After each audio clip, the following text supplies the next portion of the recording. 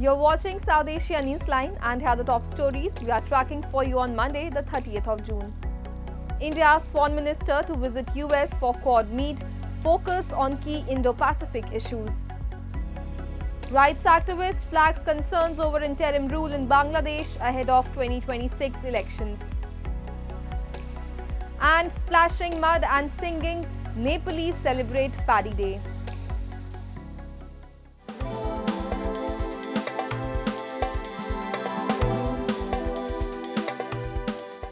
And now for all the details, India's Foreign Minister Dr. S. Jaishankar is set to embark on an official visit to the United States from 30th June to 2nd July to participate in the next edition of the Quad Foreign Ministers meeting. India's Foreign Ministry informed the Quad meeting will witness discussions on regional and global developments, particularly those concerning the Indo-Pacific. The foreign ministers of grouping, which includes India, Australia, Japan and the US, will also review the progress made by various Quad initiatives. The ministers are also expected to discuss advancing the free and open Indo-Pacific. India is set to host the Quad Leaders Summit later this year. Jaishankar will also inaugurate an exhibition highlighting the devastating toll of heinous terrorist acts around the world and the steps taken by the international community to combat terrorism at the United Nations headquarters. Moving on, a major national security conference in Canada has sparked strong calls for urgent action against rising extremism threatening the country's social fabric. The event brought together experts warning of threats from radical networks, including Khalistani and Islamist groups. A report. The Canada-India Foundation, along with TAFSIC, held a national security conference in Ontario on Sunday under the theme United Against Extremism. Speakers warned that Canada's multicultural democracy is being misused by radical groups pushing divisive agendas from abroad.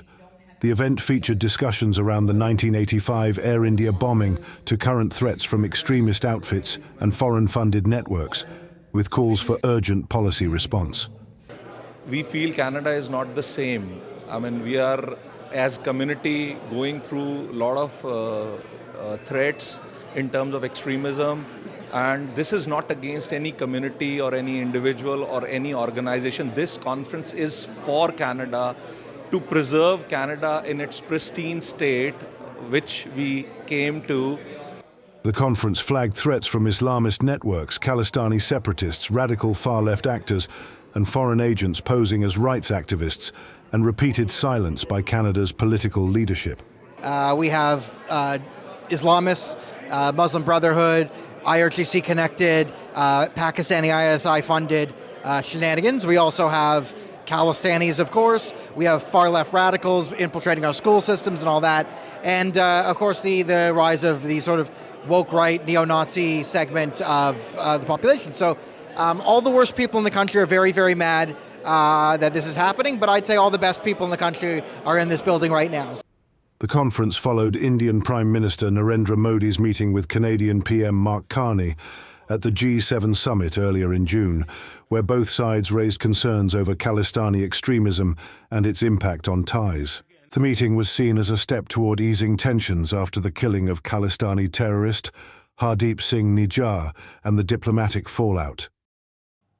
And Bangladeshi rights activist Manzill Murshid has said that the upcoming elections in Bangladesh could mark a turning point for democracy, but raised concerns over the legitimacy of the current interim government led by Muhammad Yunus. A report. Prominent human rights activist Manzill Murshid, President of Human Rights and Peace for Bangladesh, has stated that the 2026 election in Bangladesh can help restore democracy, but he questioned the legitimacy of Muhammad Yunus-led interim government, which lacks constitutional backing. Commenting on the country's souring ties with India following former PM Sheikh Hasina's ouster, Murshid said that both governments should take steps to improve relations with each other. They should sit down and resolve their differences. Our culture is same, and we used to go there. We used to take many thousands of relatives living in India. Many Bangladeshi people, and we had a good relation. We used to go there for treatment, for marketing, shopping, lot of things. And that has been stopped because, there is a visa crisis. People are not getting visa. So if they don't get visa, how they will visit that? So I think that both the government should take steps immediately without considering the political aspect in order to keep the good relation for the betterment of the both people. They should sit, they should reduce their differences and make a good relation, make a good state relation through our two foreign ministry. Murshid stated that Bangladesh has not proceeded in accordance with the law since August 5th, after Hasina's ouster. He backed the legal reinstatement of Jamaat-e-Islami's registration, but warned that excluding the Awami League would raise questions. Muhammad Yunus has informed that elections in Bangladesh will be held in the first half of April 2026. But ultimately, after the 5th August, there was a conspiracy, as my opinion, because the state did not proceed in accordance with that demand of the people. Because subsequently we saw that Dr. Yunus came and he was taken up the power as an interim government, though there was no provision in the constitution. There should be a caretaker government. But if they formed a caretaker government, then there was a possibility to declare the election date earlier.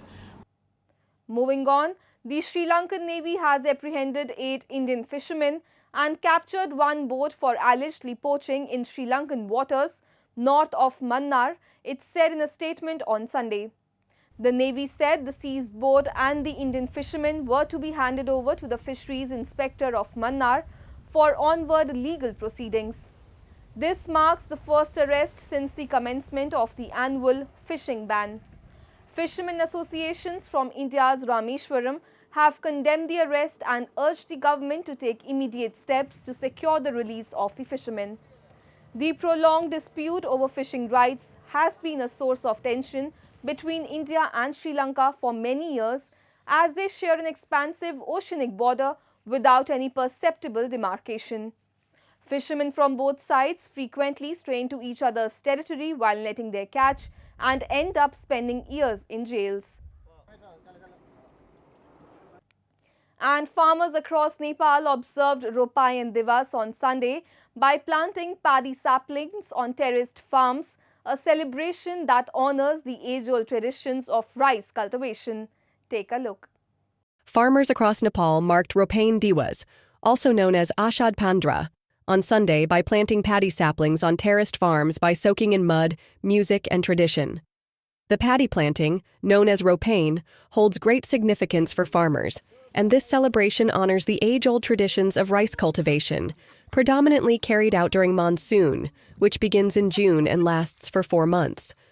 During the plantation, farmers chase each other, smearing mud on their faces and splashing muddy water for fun.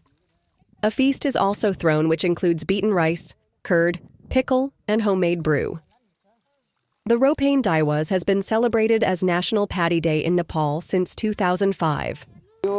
अब असार 15लाई चाहिँ विशेष गरी किन महत्त्व दिएको भने पहिला 2-4 गते भन्दाखेरि चाहिँ अब कति ठाउँमा पानी नहुने अब के नहुने हुनाले अब बीच असारको बीच पर्या हुन 15 गतेलाई चाहिँ असार 15 विशेष महत्त्व दिएर. Nearly 80% of Nepal's rainfall comes during the monsoon, averaging 1,600 millimeters, though it varies. Paddy is cultivated in Nepal from the lowlands of Terai to the 3,000-meter-high fields of Jumla. The country produces around 5.5 million metric tons annually, short of the 7 million metric tons it consumes. Moving on, Tibetan spiritual leader the Dalai Lama on Monday attended a public program in honor of his birthday this week in India's Dharamsala. He blessed monks and devotees at the event. The 14th Dalai Lama turns 90 on July 6. He is also due to address a 3-day gathering of Buddhist religious figures this week, as his followers wait for him to share details about his succession in a move that could irk China. Beijing views the Dalai Lama, who fled Tibet in 1959 after a failed uprising against Chinese rule, as a separatist and says it will choose his successor. The Dalai Lama has said his successor will be born outside China and urged his followers to reject anyone chosen by Beijing. That's all in tonight's edition. We will see you same time tomorrow. Good night.